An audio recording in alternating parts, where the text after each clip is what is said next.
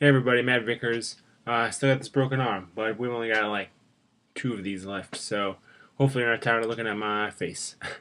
um, so a few people have sort of touched on this, but I think one of the key elements that each author this week uses to distinguish the individual from their family or from the group dynamic is how they view and interact with the people and environments around them.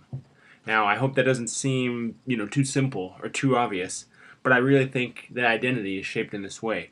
If we look at, obviously Scouts from To Kill a Mockingbird, for example, she is similar to her brother and father in a lot of ways. They're both intellectual. I mean, they come from a similar environment. But what is unique about her is her hard-nosed, tomboy-esque characteristics, and that influences how she interacts with the other characters, with society, with the town, whoever, throughout the book. At the beginning of the book, she would rather solve her problems with fists. And as the book goes on, we have characters like Atticus or Calpurnia who inform her Scout's outlook and subsequent interaction with the world and the people in it. Calpurnia, explains proper hosting etiquette to Scout, and Atticus explains empathy and asks her to look at situations through others' eyes. And those lessons give Scout a very unique, individualized point of view throughout the story. Atticus's I guess, interactions with society and viewpoints on the community and other people also individualize him. Obviously, his view of Tom, very individual when compared to the rest of the town, when compared to the community. And I guess if you look at the community in a family aspect, that definitely sets him apart, and that definitely drives his independent, or I guess that drives his unique character. That drives, yeah, that's how his identity is shaped. There we go. That's the phrase I'm looking for. Um, so yeah, I think we also see this in the short stories as well. Videotape both literally and figuratively. Literally, as the girl films the accident in a very unique way, and that's her perspective, very unique perspective that no one else has, and so that sets her off individually.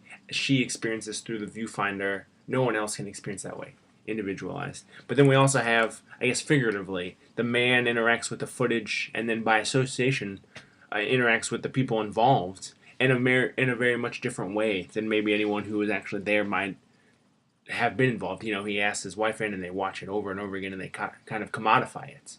And that's his identity. That's unique compared to anyone else who might be involved. I guess we also have First Lieutenant Jimmy Cross in The Things We Carry. Again, not a family in that traditional sense, but amongst his troops, if you think of his troops, his not comrades, his fellow soldiers as a family, his uniqueness comes from the thoughts in his head and what motivates him to go on.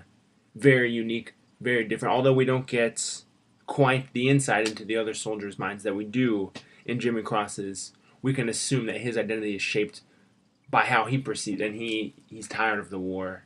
He doesn't care anymore. He just wants to get home to this girl he's infatuated with. Lastly, I know I've been talking for a long time here, just to further drive home this idea that I hope is not too upfront, that's not too obvious.